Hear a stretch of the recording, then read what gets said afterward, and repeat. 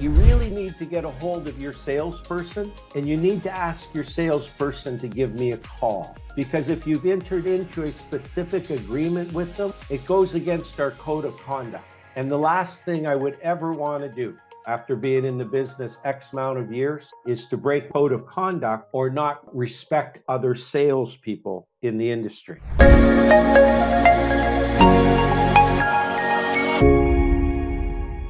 Let's talk about converting the lead to the face-to-face. Now, whenever that call comes in, step one is you want to take control immediately.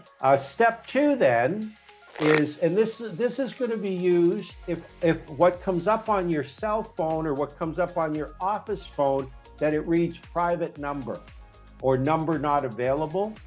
Remember that the whole purpose of this is to take that incoming call, that incoming inquiry, and convert it to where they meet with you either at their house or at the office to be pre-approved as a buyer.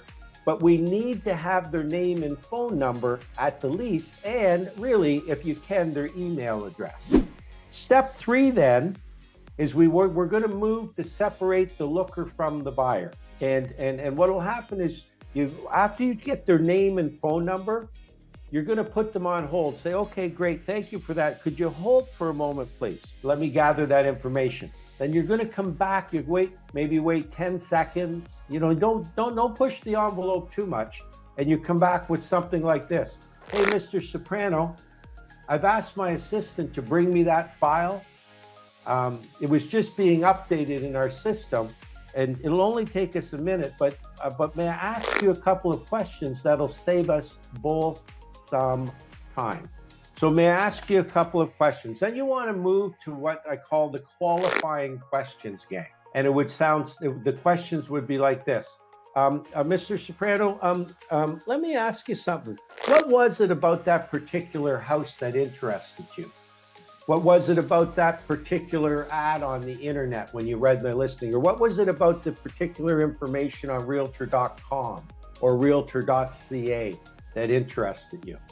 Well, Mark, my wife and I, we've been looking for a bungalow now for a while in the Happy Hollow area. Okay, so how long have you been looking for a bungalow in the Happy Hollow area? Well, probably off and on, to be honest with you, a couple of years, but we've gotten more serious about it in the last 3 or 4 months. Okay, great. Are you presently working with any other realtors to find you a home? The fourth question then is, well, how many houses have you looked with Bob from BS Realty? Oh, you've looked at 4 houses so far. Okay, great. Can I ask you, have you signed a buyer's agency agreement with the other realtor? Now, this is going to be extremely important moving forward as more and more salespeople are going to be forced to do the right thing. In other words, establish a relationship with a buyer and what that relationship is going to be. Are they going to hire you as their realtor? Or is it going to be a customer service? Are you going to be there just to give them information? Are they going to be representing themselves, self-representation?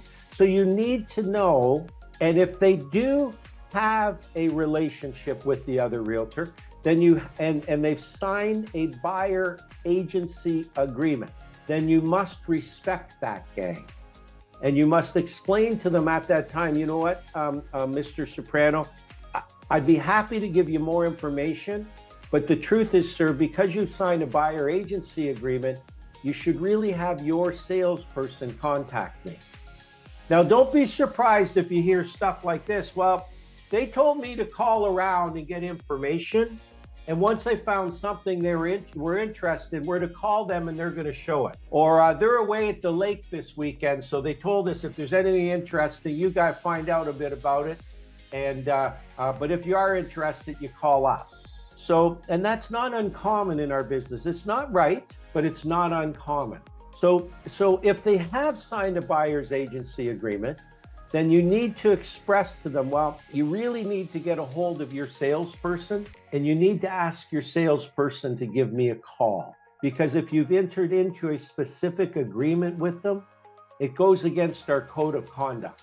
And the last thing I would ever want to do after being in the business X amount of years is to break a code of conduct or not respect other salespeople in the industry.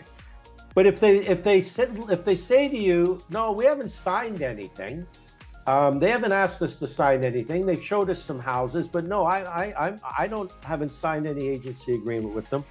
Well, then in that case, this becomes an open opportunity for you, which then you would then go to your sixth question. Can I ask you, you tell me that you've looked at 3 or 4 houses already with the other realtors. Can I ask you, why didn't you buy one of those? And they're going to come back with a lot of different things. Well, it wasn't the right one, or whatever the case may be. Whatever it is, just keep taking good notes because you're going to use this information. And then number 7 would be, I got to ask you a question then. Do you own your own home, or are you currently renting? Now, if on your notes, if they say they own their own home, I want you to circle own home, and I want you to write a note beside that. This has now become a listing call. The buyer don't know it yet, but you do. And the reason it's become a listing call is because they are actively looking at other houses. That's fine, but they haven't signed a buyer relationship with anybody, so they are open territory. But also that they own their own home. And 99% of the people that we're going to deal with, maybe 95, they're going to have to sell that house before they buy another one. Please subscribe below to receive all the videos and let us know what you think. We'd love to hear from you. I'm Mark Leader. See you soon.